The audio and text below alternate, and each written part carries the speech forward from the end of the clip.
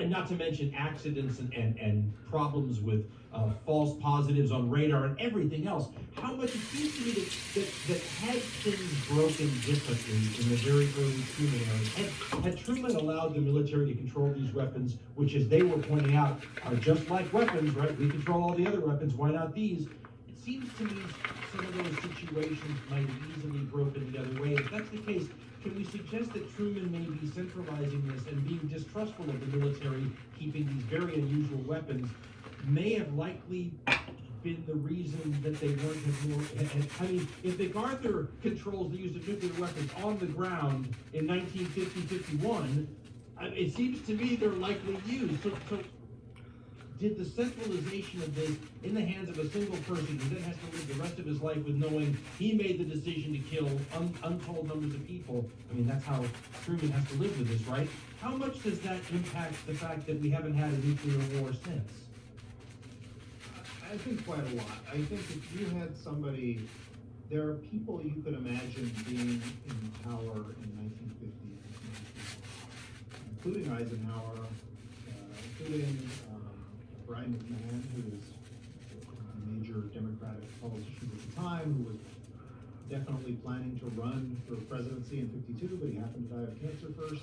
But these people who did not have qualms about either giving the military weapons or using these weapons, and in fact, some of these people really disliked the idea of these weapons creating a very small hazard,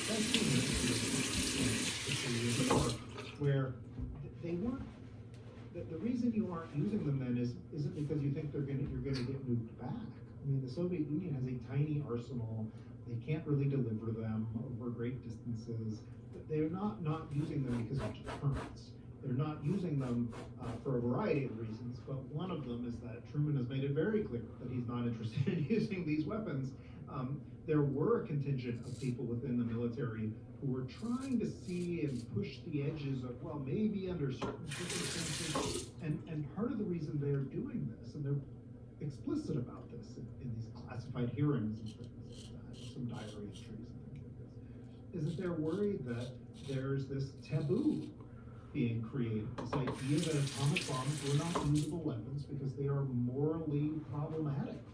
And the person who is the most important person to advocate that point of view is President Truman. And they know this. They're very clear about this at times, that the president is the source. Of course, there's going to be, people who believe this, and the common people, and the Soviets are going to push that line as propaganda, etc. But the president is the only one at that point in his administration who actually advocates this view.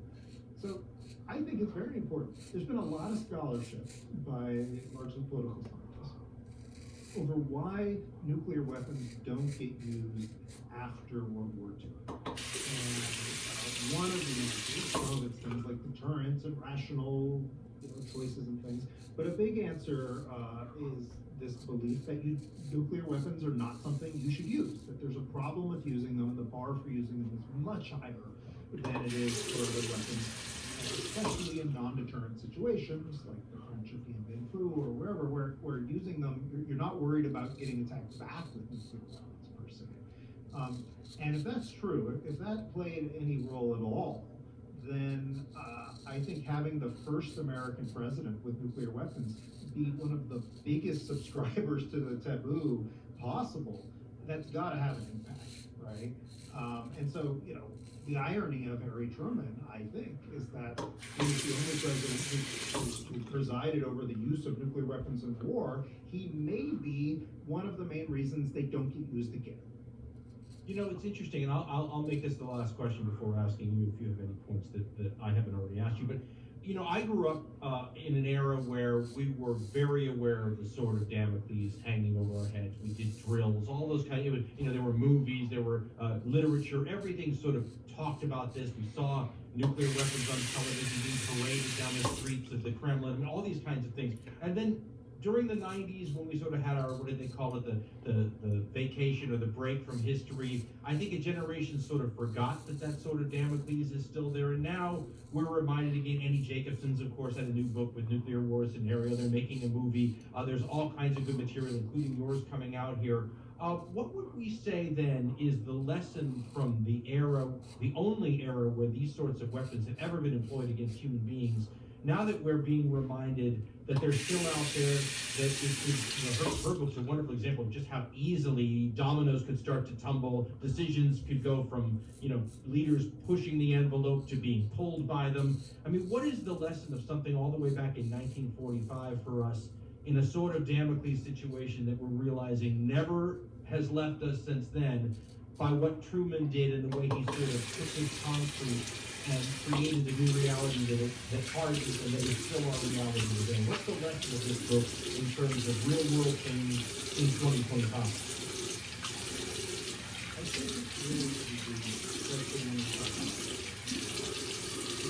certain that sort of, I think system that will lead to certain types of outcomes, right? And generally, my experience is that a lot of people have a lot of faith in nuclear deterrence, right? Okay, we've got all of these weapons, we've got all of these self-interested, rational actors out there. They won't use them because it's not in their interest to do so. And that sounds great, assuming that they see it that way, which, of course, they may or may not, depending on the people. I think the point of my book is that it's easy for us to abstract away the individuals. I think there have been trends in history, which I support largely. There's been such a pushback against the idea of great man history, the idea that individuals are the ones pushing the trajectory of history forward.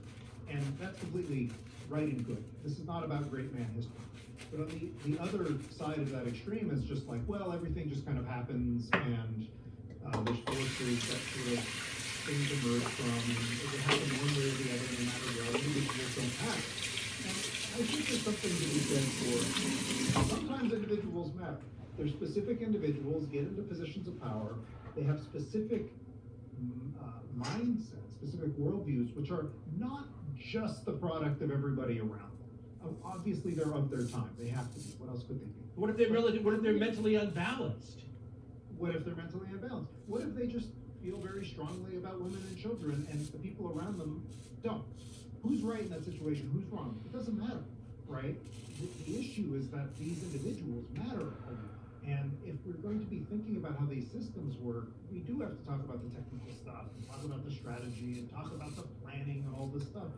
At the end of the day, if the system is set up in such a way that ultimately the position of the one person at the top is the opinion that everybody else will probably bend themselves around, then that person really matters.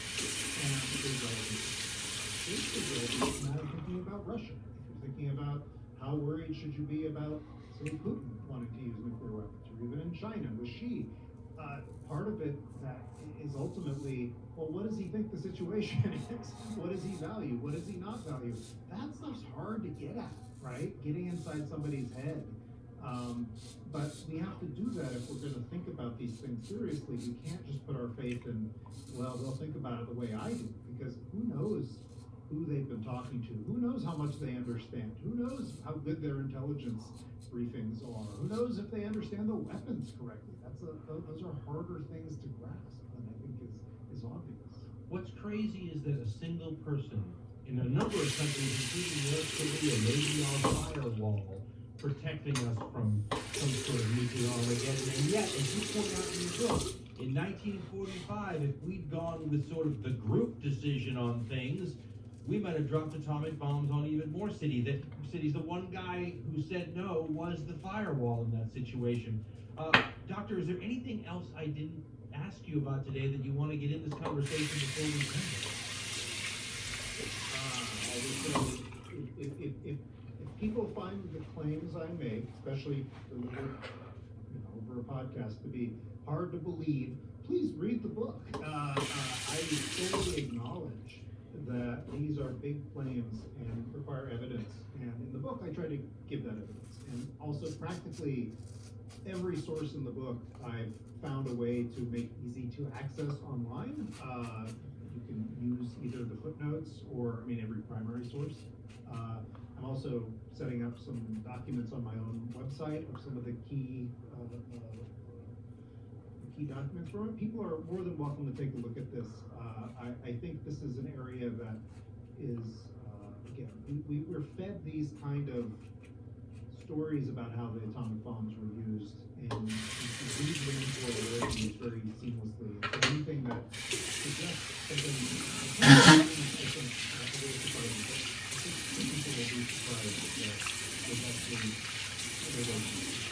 Well, for those of us who've read lots of books on this subject, you have all sorts of things I've heard, read, all about the story. Dr. Very cool. Thank you so much for coming on the show. It is a fantastic book. Thank you so much, I really appreciate it. My thanks to Professor Alex Wellerstein for coming on the program today. His new book, The Most Awful Responsibility, Truman and the Secret Struggle for Control of the Atomic Age, is great.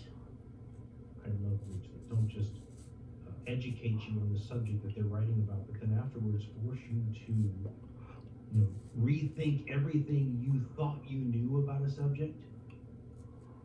Those are always, in my opinion, the best ones. And if nothing else, it's another lens through which to view all this. And one of the lenses is sort of to put yourself in the position of a guy like Harry Truman.